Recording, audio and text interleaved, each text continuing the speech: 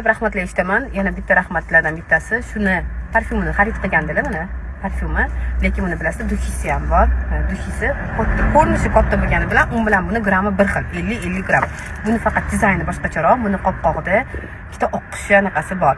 Ikkalasi ham buni ifori bir hafta turadi, buni ifori esa 2 kun turadi. Qiziljonli. Bundan tashqari bu atirimizni issiq kunlarda bemalol aytadi. Ko'pchilik voy boshim og'riydi, issiq kunda atir sepsam deydi. Yo'q, холодный, shirin emas, muzday emas, o'rta ifor bo'lib turib, sizga shunaqa notalari zo'r. Bu atirimizdan olgan odamlar rahmat aytishyapti.